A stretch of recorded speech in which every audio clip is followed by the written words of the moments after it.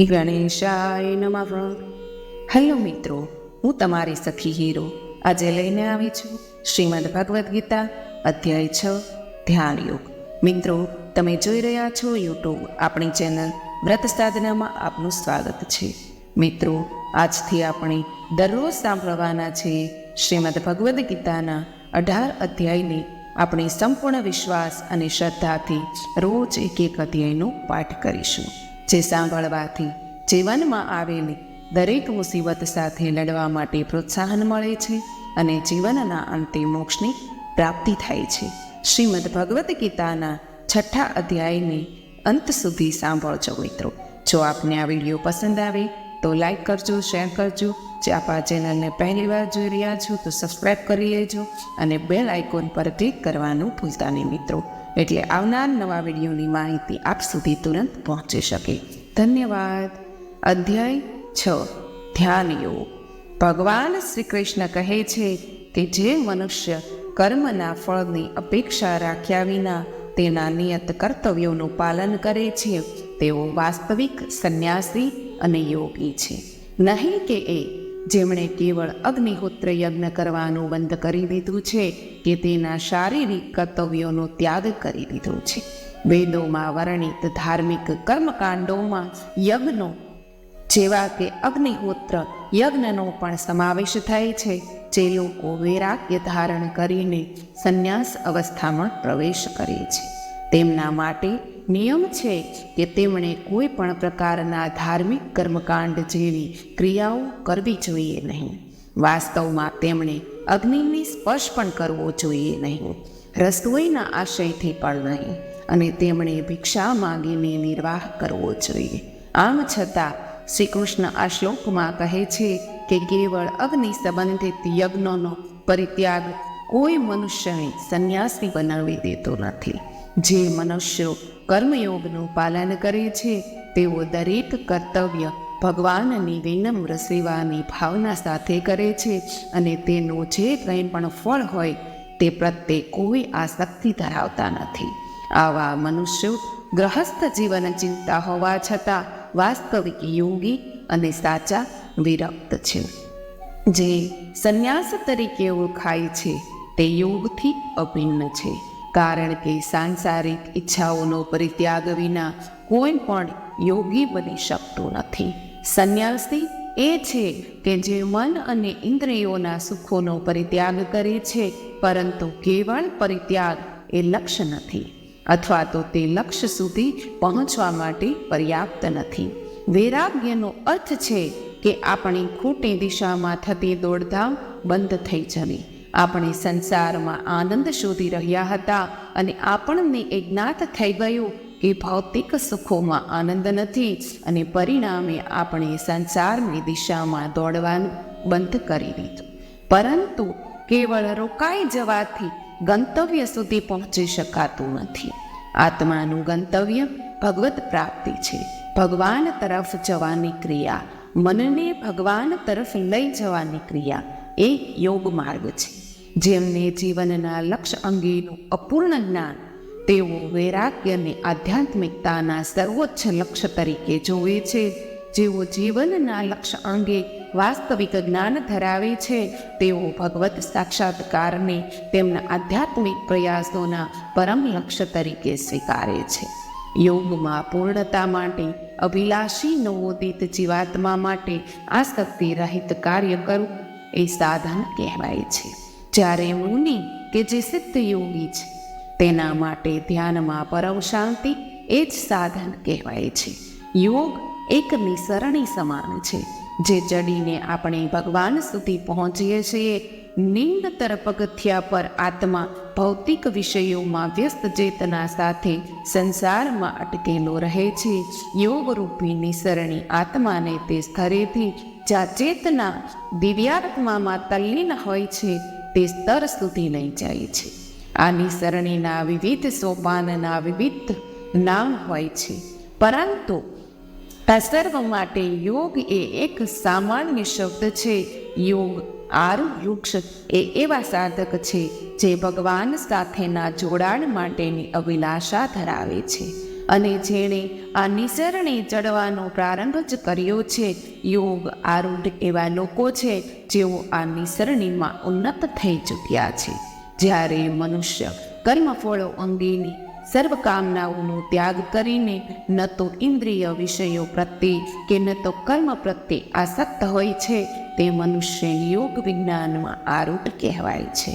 યોગમાં જેમ મન ભગવાનમાં આસક્ત થાય છે, તેમ સ્વાભાવિક રીતે તે સંસારથી વિરક્ત થાય છે. તેથી વ્યક્તિનું મન સર્વમાયિક કામનાઓથી મુક્ત થયું છે કે કેમ તેનું પરીક્ષણ કરવું એ વ્યક્તિના મનની અવસ્થાનું મૂલ્યાંકન કરવાનો સરળ માપદંડ છે. જ્યારે વ્યક્તિ ન તો ઇન્દ્રિયજન્ય વિષયોની લાલસા ધરાવે કે ન તો તેની પ્રાપ્તિ માટે કોઈ કર્મનું અનુસરણ કરે, ત્યારે તે મનુષ્યને સંસારથી વિરક્ત ગણવામાં આવે છે. આવો મનુષ્ય ઇન્દ્રિય વિષય સુખ માટેના અવસરોનું સર્જન કરવાનું બંધ કરી દે છે. ભૂતકાળના સુખોની સ્મૃતિઓને પણ ઓગાળી નાખે છે અને અંતતઃ ઇન્દ્રિય સુખના સર્વ વિચારોને શાંત કરી દે છે. મનુષ્ય મનોબળથી સ્વયંનો ઉદ્ધાર કરવો જોઈએ અને પતન થવા દેવું જોઈએ નહીં, કારણ કે મન મનુષ્યનો મિત્ર પણ છે અને શત્રુ પણ છે.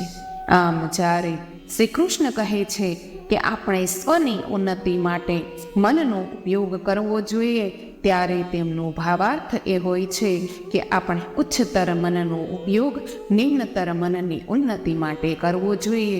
બીજા શબ્દોમાં આપણે મનને નિયંત્રિત કરવા બુદ્ધિનો ઉપયોગ કરવો જોઈએ. જેમણે મન પર વિજય પ્રાપ્ત કર્યો છે તેમના માટે મન એ મિત્ર છે.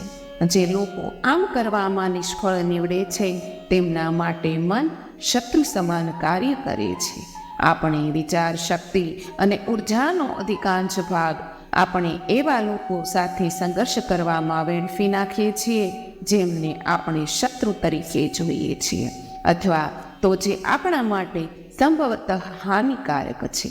વૈદિક શાસ્ત્રો કહે છે કે આપણા સૌથી મોટા શત્રુઓ કામ, ક્રોધ, લોભ, મોહ વગેરે છે. આપણા મનમાં જ નિવાસ કરે છે. આ આંતરિક શત્રુઓ બાહ્ય શત્રુઓ કરતાં અધિક વિનાશક છે.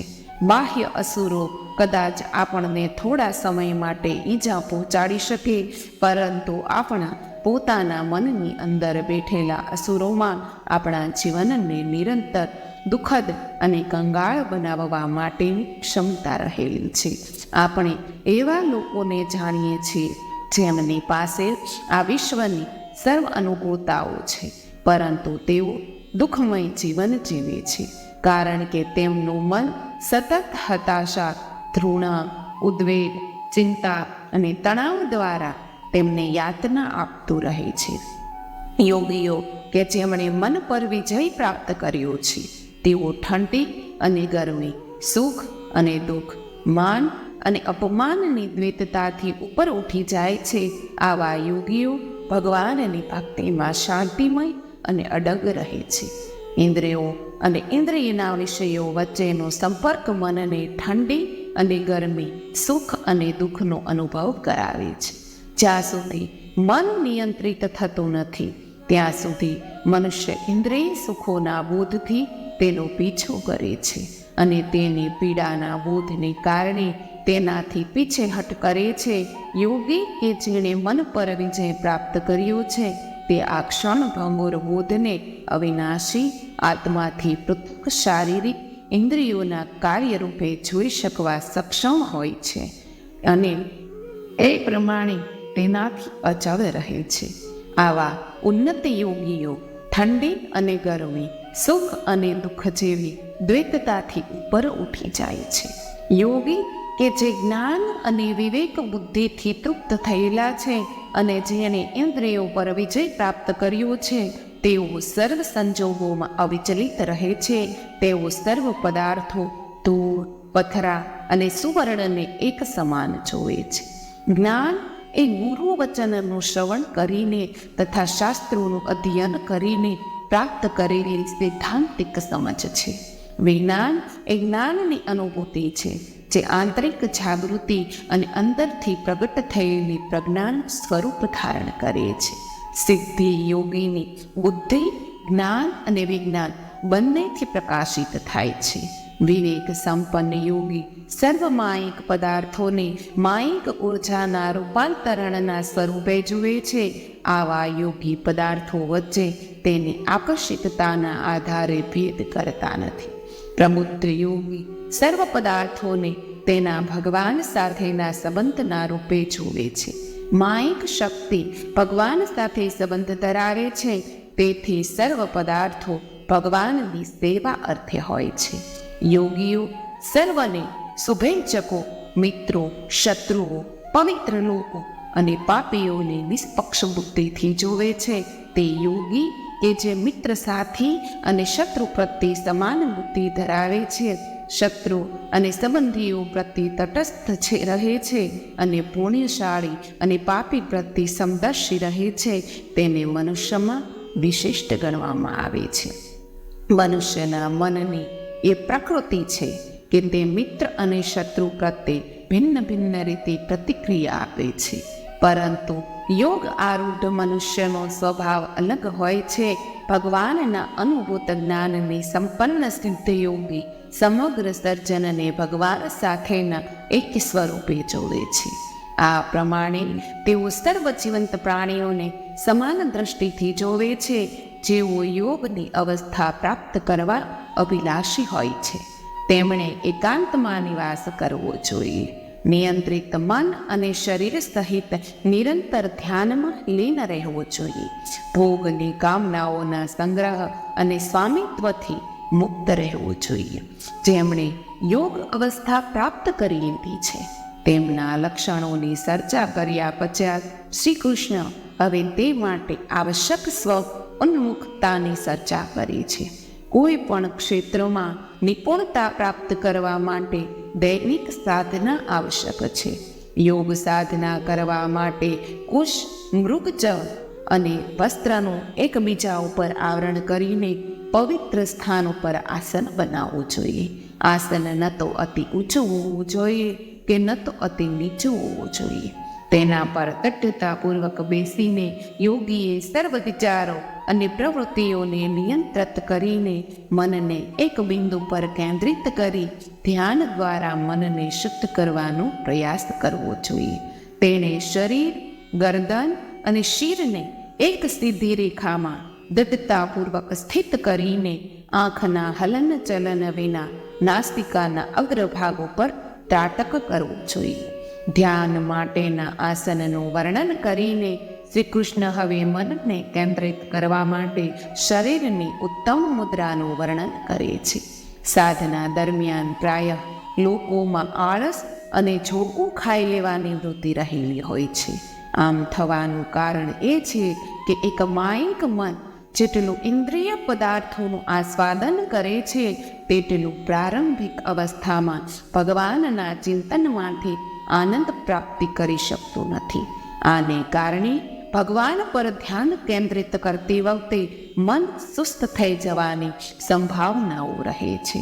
તેથી તમે કદાપી ભોજન દરમિયાન કોઈને ઝોકું ખાતા જોયા નહીં હોય, પરંતુ તમે ધ્યાન દરમિયાન કે ભગવાનના નામ સ્મરણ દરમિયાન લોકોને નિંદ્રામાં સરકતા જુઓ છો. આ નિવારણ માટે શ્રી કૃષ્ણ ટટ્ટાર બેસવાનો ઉપદેશ આપે છે. આ પ્રમાણે પ્રશાંત ભય રહિત અને સ્થિર મનથી તથા બ્રહ્મચર્યમાં ચુસ્ત રહીને જાગૃત યોગીએ એકમાત્ર મને પરમ ધ્યેય માનીને મારું ધ્યાન કરવું જોઈએ. શ્રી કૃષ્ણ ધ્યાનની સફળતા માટે બ્રહ્મચર્યની સાધના ઉપર વિશેષ ભાર મૂકે છે. પ્રાણીઓની સૃષ્ટિમાં જાતીય કામનાઓ પ્રજનનની પ્રક્રિયાને સરળ બનાવે છે અને પ્રાણીઓ એ જ પ્રાથમિક ઉદ્દેશથી તેમાં લિપ્ત થાય છે. પ્રાણીઓની અધિકાંશ જાતિઓમાં મૈથુન માટે એક ચોક્કસ ઋતુ હોય છે. પ્રાણીઓ મૈથુન ક્રિયાઓમાં સ્વેચ્છા અનુસાર લિપ્ત થતા નથી. માનવી બુદ્ધિથી મહાન હોવાના કારણે અને મૈથુનમાં સ્વેચ્છતાથી લિપ્ત થવા અંગેની સ્વતંત્રતા હોવાના કારણે સંતાનોત્પત્તિની પ્રવૃત્તિ સ્વચંદી ભોગવિલાસના સાધનના રૂપમાં મંડલાઈ જાય છે. તેથી વૈદિક શાસ્ત્રો બ્રહ્મચર્યના અભ્યાસ ઉપર વિશેષ ભાર મૂકે છે. આ પ્રમાણે સદા મારામાં મનને લીન રાખીને સંયમિત મનવાળો યોગી નિવારણ પ્રાપ્ત કરે છે અને પરમ શાંતિ સાથે મારામાં સ્થિત થાય છે. વિશ્વભરમાં ધ્યાન માટેની વૈવિધ્યપૂર્ણ પદ્ધતિઓ અસ્તિત્વમાન છે, જેમ કે જૈન પદ્ધતિ, બુદ્ધ તકનીક, તાંત્રિક તકનીક, તાઓ તકનીક, વૈદિક તકનીક વગેરે વગેરે. આ સર્વની અનેક પ્રશાખાઓ છે. હિન્દુ ધર્મના અનુયાયીઓમાં પણ અસંખ્ય તકનીકો દ્વારા સાધના કરવામાં આવે છે. આ બધામાંથી અંગત સાધના માટે કઈ તકનીક અપનાવવી જોઈએ? શ્રી કૃષ્ણ આ કોયડો સરળતાથી ઉકેલી આપે છે.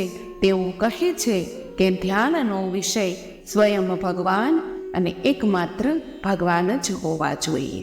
ધ્યાનનું લક્ષ્ય કેવળ મનની એકાગ્રતા અને કેન્દ્રિતતામાં વૃદ્ધિ કરવાનું નથી, પરંતુ મનને શુદ્ધ કરવાનું પણ છે. શ્વાસ ચક્રો, શૂન્ય, જ્યોતિ વગેરે અંગેનું ધ્યાન એકાગ્રતામાં વૃદ્ધિ થવામાં સહાયરૂપ થાય છે. તેથી મનનું શુદ્ધિકરણ ત્યારે જ સંભવિત છે કે જ્યારે આપણે તેને પૂર્ણ શુદ્ધ ઉપર કેન્દ્રિત કરીએ, જે ભગવાન સ્વયં છે. હે અર્જુન, જે અતિશય ખાય છે અથવા અતિ અલ્પ ખાય છે, અતિ નિંદ્રા કરે છે કે અતિ અલ્પ નિંદ્રા કરે છે, તે યોગમાં સફળતા પ્રાપ્ત કરતો નથી. ધ્યાનના વિષયનું અને તેના દ્વારા સિદ્ધ થતા પરમ લક્ષ્યનું વર્ણન કર્યા પશ્ચાત શ્રી કૃષ્ણ કેટલાક અનુસરણીય નિયમો પ્રદાન કરે છે. તેઓ કહે છે કે જે લોકો શારીરિક જાળવણી અંગેના નિયમોનું પાલન કરતા નથી, તેઓ યોગમાં સફળ થઈ શકતા નથી. આ માર્ગ પરના નવસાધકો ઘણીવાર તેમના અપર્યાપ્ત જ્ઞાનને કારણે કહે છે, તમે આત્મા છો અને શરીર નથી. તેથી શારીરિક માનવજાતને ભૂલીને કેવળ આધ્યાત્મિક પ્રવૃત્તિઓમાં વ્યસ્ત થઈ જાઓ. પરંતુ જે લોકો આહાર લેવામાં અને આનંદ પ્રમોદ કરવામાં સંયમિત રહે છે, કાર્ય કરવામાં સંતુલિત રહે છે અને નિંદ્રામાં નિમિત્ત રહે છે, તે યોગની સાધના દ્વારા સર્વ દુઃખોને નષ્ટ કરી શકે છે. યોગ એ આત્માનો પરમાત્મા સાથેનું મિલન છે. યોગથી વિપરીત ભોગ છે, અર્થાત ઇન્દ્રિયજન્ય સુખો પ્રત્યેની નિયપ્તતા, અનહદ ભોગવિલાસ શરીરના પ્રાકૃતિક નિયમોનું ઉલ્લંઘન કરે છે અને જેનું પરિણામ રોગ છે. અગાઉના શ્લોકમાં વર્ણન કર્યા પ્રમાણે જો શરીર રોગી બની જાય છે તો તે યોગની સાધનાને અવરોધે છે. આમ આ શ્લોકમાં શ્રી કૃષ્ણ કહે છે કે શારીરિક પ્રવૃત્તિઓમાં સંતુલન જાળવીને અને યોગની સાધના કરવાથી આપણે શરીર અને મન બંનેના દુઃખોમાંથી મુક્ત થઈ શકીશું. પૂર્ણ અનુશાસન દ્વારા તેઓ તેમના મનને સ્વાર્થી લાલસાઓમાંથી હટાવવાનું શીખી લે છે અને તેને આત્માના સર્વોત્કૃષ્ટ કલ્યાણમાં તલ્લીન કરી દે છે. આવા મનુષ્યો યોગમાં સ્થિત કહેવાય છે અને તેઓ ઇન્દ્રિયોની સર્વ વાસનાઓથી મુક્ત હોય છે. મનુષ્ય યોગની સાધના ક્યારે પૂર્ણ કરે છે? તો તેનો ઉત્તર એ છે કે જ્યારે ચિત્ત પૂર્ણપણે ભગવાનમાં કેન્દ્રિત અને સ્થિત થઈ જાય, ત્યારે સાથોસાથ અને આપોઆપ ઇન્દ્રિયોની લાલચાઓ અને સંસારી સુખોની ઈચ્છાઓ ધીમે ધીમે દૂર થઈ જાય છે. તે સમયે તે મનુષ્યને યુક્ત અથવા તો પૂર્ણ યોગમાં સ્થિત માનવામાં આવે છે. આ જ અધ્યાયના અંતમાં તેઓ એમ પણ કહે છે કે સર્વયોગીઓમાં જેનું મન સદા મારામાં તલ્લીન રહે છે અને જે મારી ભક્તિમાં પૂર્ણ શ્રદ્ધા સાથે વ્યસ્ત રહે છે, તેમને હું સર્વશ્રેષ્ઠ માનું છું. જે પ્રમાણે વાયુ રહિત સ્થાનમાં દીપક અસ્થિર થતો નથી, તે જ પ્રમાણે યોગીનું અનુશાસિત મન આત્માના ધ્યાનમાં સ્થિર રહે છે. આ શ્લોકમાં શ્રી કૃષ્ણ દીવાની જ્યોતની ઉપમા દ્વારા સમજાવે છે. જ્યારે વાયુ હોય છે ત્યારે સ્વાભાવિક રીતે જ જ્યોત અસ્થિર રહે છે અને તેને નિયંત્રિત રાખવી અશક્ય છે. પરંતુ વાયુ રહિત સ્થાનમાં જ્યોત એક ચિત્રમાં હોય એવી જ સ્થિર રહે છે. એ જ પ્રમાણે મન પ્રાકૃતિક રીતે જ સંચળ હોય છે અને તેને નિયંત્રિત કરવું અતિ કઠિન હોય છે. પરંતુ જ્યારે યોગીનું મન મંત્રમુગ્ધ થઈને ભગવાનમાં મય થઈ જાય છે ત્યારે તે ઈચ્છાઓ રૂપી વાયુ સામે આશ્રય બની જાય છે. આવો યોગી ભક્તિની શક્તિથી મનને સતત નિયંત્રણમાં રાખે છે. જ્યારે મન માયિક પ્રવૃત્તિઓથી દૂર રહીને યોગ સાધના દ્વારા સ્થિર થાય છે ત્યારે યોગી વિશુદ્ધ મનથી આત્મતત્વને જોઈ શકે છે અને તે આંતરિક આનંદને માણે છે. ધ્યાનની પ્રક્રિયા તથા તેની પૂર્ણ અવસ્થાની પ્રસ્તુતિ કર્યા પશ્ચાત હવે શ્રી કૃષ્ણ આવા પ્રયાસોના પરિણામો પ્રગટ કરે છે. જ્યારે મન વિશુદ્ધ થઈ જાય છે ત્યારે મનુષ્ય સ્વયંને શરીર, મન અને બુદ્ધિથી ભિન્ન રૂપે જોઈ શકે છે. યોગની તે આનંદમય અવસ્થા જેને સમાધિ કહે છે તેમાં યોગી પરમ અસીમ દિવ્ય આનંદની અનુભૂતિ કરે છે અને એ પ્રમાણે સ્થિત થઈને તે કદાપી સનાતન સત્યથી વિચલિત થતો નથી. આ અવસ્થા પ્રાપ્ત કરીને મનુષ્ય અન્ય કોઈ સિદ્ધિને મહાન ગણતો નથી. આ પ્રમાણે સ્થિત થયેલ મનુષ્ય મોટામાં મોટી આપત્તિમાં પણ વિચલિત થતો નથી. માયિક ક્ષેત્રમાં કોઈ પણ ઊંચાઈની ઉપલબ્ધિ મનુષ્યને પૂર્ણતઃ તૃપ્ત કરતી નથી. નિર્ધન વ્યક્તિ ધનવાન બનવા અથાગ પ્રયાસો કરે છે અને તે અથવા તેણી જો લખપતિ બની જાય તો તૃપ્તિનો અનુભવ કરે છે. પરંતુ આ જ લખપતિ જ્યારે કરોડપતિને જોવે છે તો અતૃપ્તિ પુનઃ જાગૃત થઈ જાય છે. કરોડપતિ પણ તેનાથી અધિક ધનવાન વ્યક્તિને જોઈને અતૃપ્ત થાય છે. આપણે અધિકમાં અધિક સુખ મેળવીને પણ જ્યારે સુખની ઉચ્ચતર અવસ્થા જોઈએ છીએ ત્યારે અપરિપૂર્ણતાની ભાવના નિરંતર ચાલુ જ રહે છે. પરંતુ યોગ દ્વારા પ્રાપ્ત કરેલ આનંદ એ ભગવાનનો અનંત આનંદ હોય છે. તેનાથી અધિક શ્રેષ્ઠ કંઈ પણ ન હોવાથી તે અનંત આનંદનો અનુભવ કરીને આત્મા સ્વાભાવિક રીતે બોધ પામે છે કે તે તેના લક્ષ્ય સુધી પહોંચી ગયો છે. દુઃખના સંયોગના અભાવને યોગ કહે છે. આ યોગની દટ્ટતાપૂર્વક કૃતનિશ્ચયી બની નિરાશાવાદથી મુક્ત રહીને સાધના થવી જોઈએ. સંસારના ચિંતનથી ઉદ્ભવતી સર્વ ઈચ્છાઓનો પૂર્ણ ત્યાગ કરીને વ્યક્તિએ મન દ્વારા ઇન્દ્રિયોને સર્વ બાજુથી સંયમિત કરવી જોઈએ. ધીરે ધીરે અને સ્થિરતાપૂર્વક બુદ્ધિપૂર્વક તદ્પ્રીતિ સાથે મન કેવળ ભગવાનમાં સ્થિર થઈ જશે અને અન્ય કંઈ પણ ચિંતન કરશે નહીં.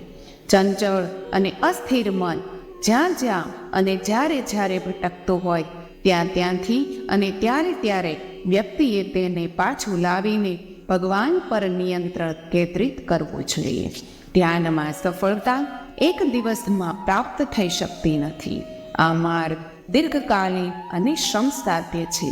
જ્યારે આપણે આપણા મનને ભગવાન પર કેન્દ્રિત કરવાના દૃઢ સંકલ્પ સાથે ધ્યાનમાં બેસીએ છીએ ત્યારે પ્રતીત થાય છે કે તે વારંવાર સંસારી સંકલ્પ અને વિકલ્પમાં ભટક્યા કરે છે. આથી ધ્યાનની પ્રક્રિયામાં સમાવિષ્ટ આ 3 ચરણોને સમજવા અતિ મહત્વના છે. જે યોગીનું મન શાંત છે, જેની કામનાઓ વશમાં છે, જે પાપ રહિત છે અને જે પ્રત્યેક વસ્તુને ભગવાનના અનુસંધાનમાં જોવે છે તેને સર્વોચ્ચ દિવ્ય આનંદની પ્રાપ્તિ થાય છે. જેમ જેમ યોગી મનને ઇન્દ્રિયજન્ય વિષયોમાંથી હટાવીને ભગવાનમાં કેન્દ્રિત કરવાની સાધનામાં નિપુણતા પ્રાપ્ત કરતો જાય છે તેમ તેમ તેની કામનાઓ નિયંત્રિત થતી જાય છે અને મન તદ્દન શાંત થતું જાય છે. શરૂઆતમાં મનને ભગવાનમાં કેન્દ્રિત કરવા માટે પ્રયાસો આવશ્યક હતા, પરંતુ હવે તે સહજતાથી ભગવાન તરફ દોડી જાય છે. આ સ્તરે ઉન્નત સાધક પ્રત્યેક પદાર્થને ભગવાનના અનુસંધાનમાં જોવે છે. આત્મસંયમી યોગી આ પ્રમાણે સ્વનું ભગવાન સાથે જોડાણ કરીને માયાના વિકારોથી મુક્ત થાય છે અને પરમાત્મા સાથેના નિરંતર સાનિધ્યમાં પૂર્ણ આનંદની સર્વોચ્ચ અવસ્થા પ્રાપ્ત કરે છે. સાચા યોગીઓ તેમની ચેતનાનું ભગવાન સાથે જોડાણ કરીને સમાન દ્રષ્ટિથી ભગવાનમાં સર્વ પ્રાણીઓને અને સર્વ પ્રાણીઓમાં ભગવાનને જોવે છે.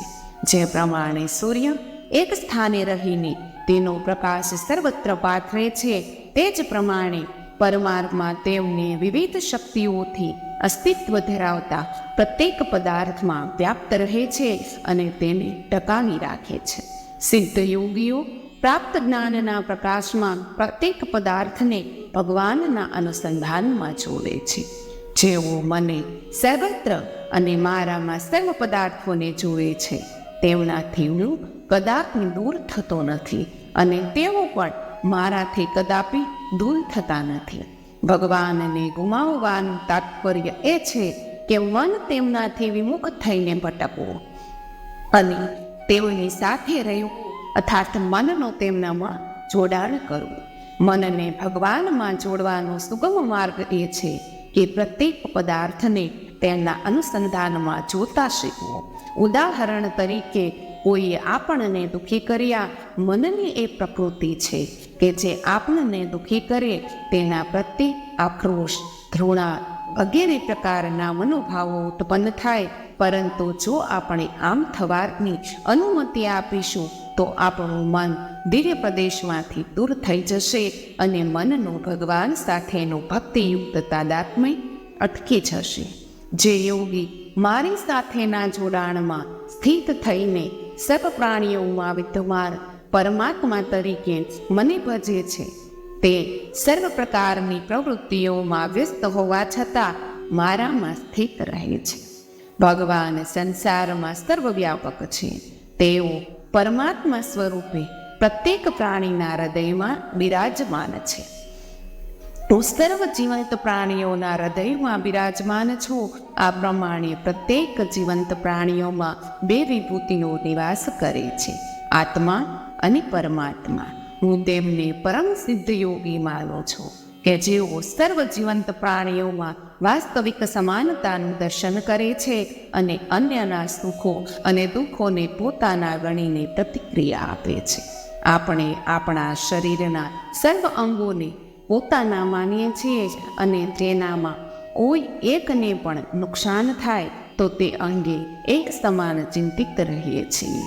આપણે નિર્વિવાદપણે અને ખાતરીપૂર્વક એ માનીએ છીએ કે આપણા કોઈ પણ અંગને થતી હાનિ એ આપણને સ્વયંને હાનિ કરવા સમાન છે. એ જ પ્રમાણે જે લોકો સર્વ પ્રાણીઓમાં ભગવાનનું દર્શન કરે છે તેઓ અન્યના સુખ અને દુઃખને પોતાના જ ગણે છે.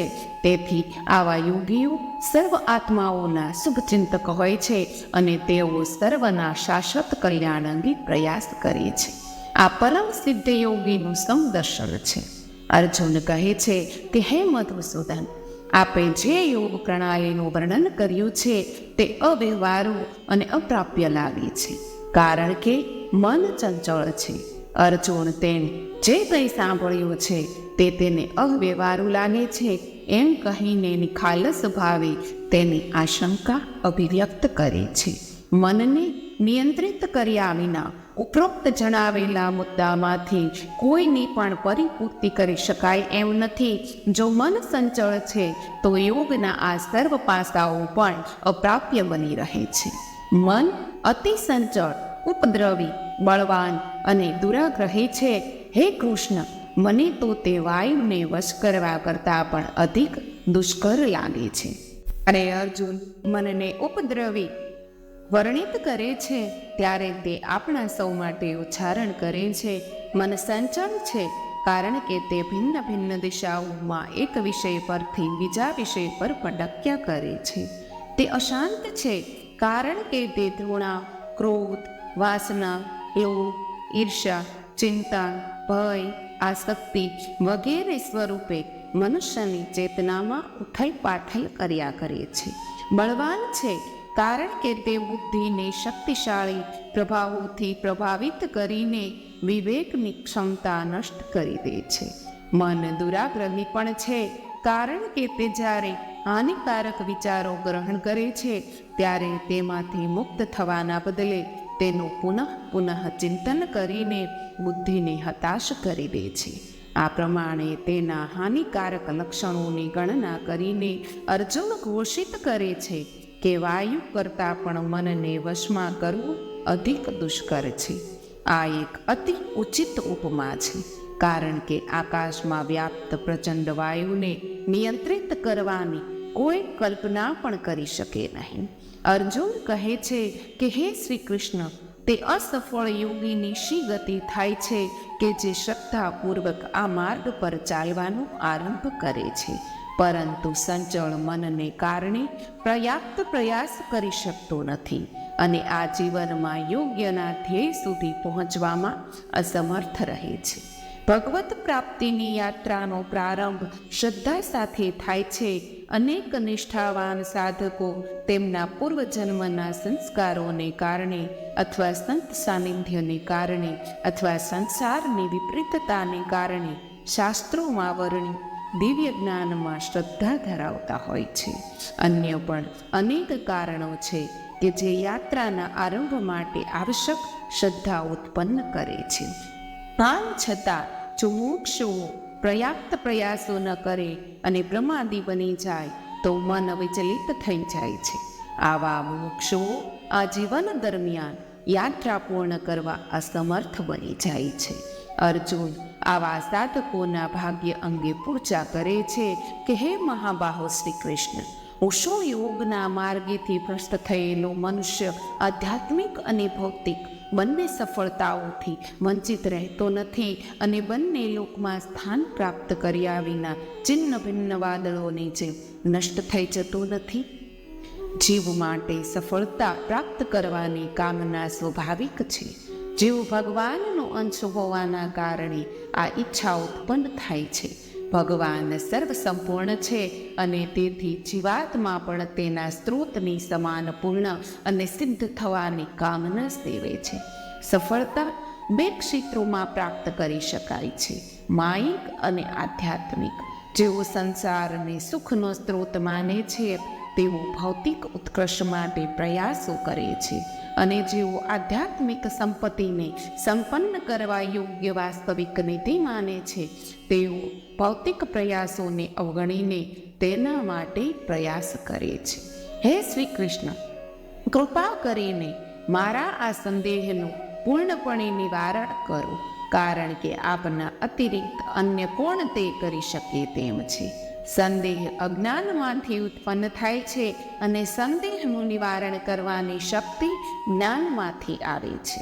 શાસ્ત્રોના જ્ઞાતાઓ સૈદ્ધાંતિક જ્ઞાન ધરાવતા હોય છે જે સંદેશનું નિવારણ કરવા માટે પર્યાપ્ત નથી, કારણ કે શાસ્ત્રોમાં અનેક વિરોધાભાસ રહેલા છે જેનું સમાધાન કેવળ અનુભૂતિ દ્વારા જ થઈ શકે છે.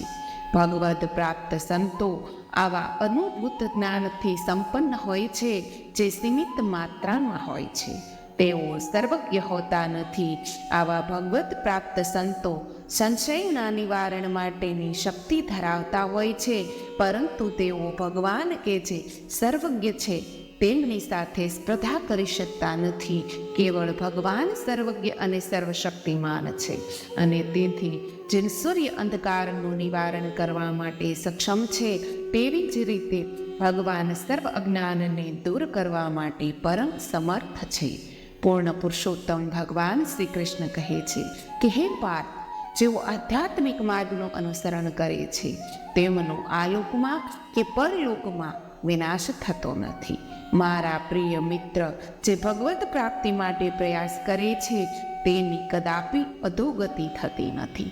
અસફળ યોગી મૃત્યુ પશ્ચાત અસફળ યોગી પુણ્યશાળીઓના લોકમાં જાય છે. ત્યાં અનેક વર્ષો સુધી નિવાસ કરીને તેઓ પુનઃ પૃથ્વી પર પવિત્ર અને સમૃદ્ધ કુળમાં જન્મ લે છે. અથવા જો તેમનામાં અધિક યોગિક સાધનાને કારણે ઉદાસીનતાનો વિકાસ થયો હોય તો તેઓ દિવ્ય જ્ઞાનથી સંપન્ન કુળમાં જન્મ લે છે. આ જગતમાં આવો જન્મ પ્રાપ્ત કરવો અત્યંત દુર્લભ છે. સ્વર્ગલોકમાં એવા લોકોને નિવાસ પ્રાપ્ત થાય છે કે જેઓ લૌકિક સત્કર્મો અને વેદો પ્રદત્ત સકામ કર્મકાંડનું પાલન કરતા હોય તો અસફળ યોગી શા માટે સ્વર્ગલોકમાં જાય છે? તેનું કારણ એ છે કે યોગનો વિપરીત ભોગ છે. મનુષ્ય ભોગની કામનાને કારણે યોગથી ભ્રષ્ટ થાય છે. તેથી ભગવાન દયાળ પિતાની સમાન ભ્રષ્ટ યોગીને બીજા જન્મમાં ભોગમાં વ્યસ્ત થવાનો અને તેની નિત્યતાની અનુભૂતિ કરવાનો અવસર પ્રદાન કરે છે કે ભોગ તેના આત્માને સ્થિર પરમાનંદની ઝંખનાને તૃપ્ત કરી શકતો નથી. તેથી યોગ ભ્રષ્ટ આત્માને કેટલીક વાર સ્વર્ગલોકમાં દીર્ઘકાળ સુધી મોકલવામાં આવે છે અને પશ્ચાત પૃથ્વી પર જન્મ આપવામાં આવે છે. હે ગુરુપુત્ર, આવો જન્મ પામીને તેઓ તેમના પૂર્વજન્મના જ્ઞાનને પુનઃ જાગૃત કરે છે અને યોગમાં સિદ્ધિ પ્રાપ્ત કરવા માટે અધિક કઠિન પરિશ્રમ કરે છે. સર્વ પ્રાણીઓના હૃદયમાં બિરાજમાન ભગવાન પૂર્ણ ન્યાયી છે. પૂર્વજન્મમાં આપણે જે કંઈ આધ્યાત્મિક પૂંજી, વિરક્તિ, જ્ઞાન, ભક્તિ, શ્રદ્ધા, સહિષ્ણુતા, દૃઢ સંકલ્પ વગેરે અર્જિત કરી હોય છે તે સર્વ અંગેનું જ્ઞાન ભગવાનને હોય છે. તેથી ઉચિત સમયે તેઓ આપણને આપણા અતીતના પ્રયાસોનું ફળ પ્રદાન કરે છે અને આપણી અગાઉની સંસિદ્ધિ અનુસાર આપણી આધ્યાત્મિકતામાં આંતરિક રીતે વૃદ્ધિ કરે છે.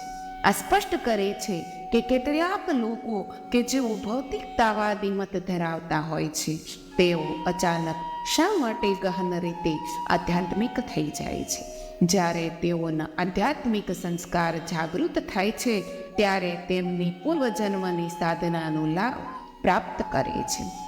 ખરેખર તેઓ તેમના પૂર્વજન્મોના આત્મસંયમના બળથી તેમની ઈચ્છાથી વિપરીત ભગવાન પ્રત્યે આકર્ષિત થાય છે.